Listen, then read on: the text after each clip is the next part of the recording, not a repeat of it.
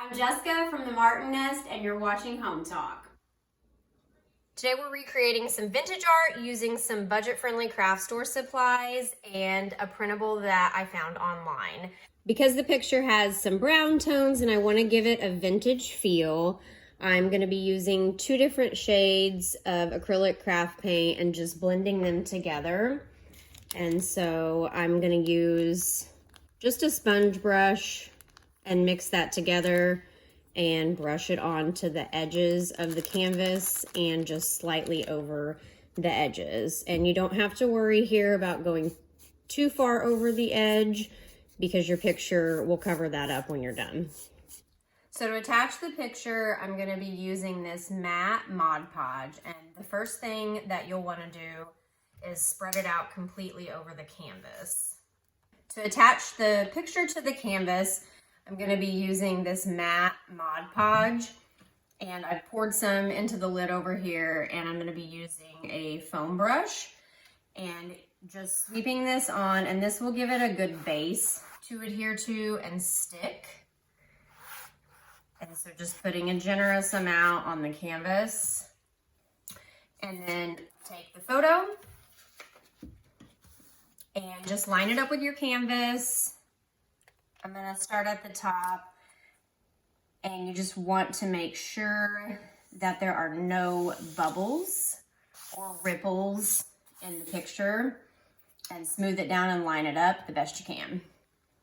A few more bubbles here that I want to make sure and smooth out before that completely dries.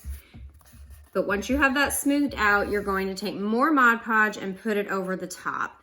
The key to making this look more like a realistic photo is to use long sweeping strokes, just all in one motion, making sure that you're getting any areas that are pooling, and just sweep it all across the surface, back and forth. You can also go around onto the edges just to seal that in. And now we let that dry, and that will dry clear. While the Mod Podge is drying on your canvas, this is the next step I'm going to take to add a little bit of extra flair to the painting. I saw this really cool piece that was available online for a ridiculous price, and it had butterflies all over the painting. So what I've decided to do is use butterfly stickers over the top of the painting to replicate that, and then Mod Podge over that. I couldn't find any stickers I wanted, so I bought a printable file on Etsy and printed it on this clear sticker paper so you can see when you take the backing off, it's transparent. So I'll cut these out the best I can and use those to stick to the surface. And I'm going for an abstract look here to replicate that high-end painting that I saw. And so I'm just going to kind of stick these across the surface. The transparency of this sticker will still allow some of that artwork to show through as well. I have my stickers in place. I'm just going to press those down and make sure that they're on there nice and firm. And now going back in with another layer of the Mod Podge to seal the stickers in.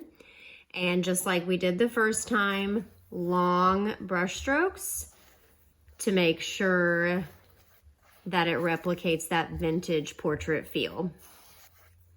The final thing I want to do with this, you can see because of the picture being cut on a straight edge, I want to soften up those edges a little bit. So I'm going to be taking the tiny little bit of leftover paint that I have in the sponge brush, dabbing it in. You just want a little bit, almost a dry brush effect. And I'm just going to dab it on, and the dabbing motion makes it look a little more authentic versus brushing it in strokes. So there you have it, a vintage art photo look for less. You can do this as big or as small as you like with any type of art.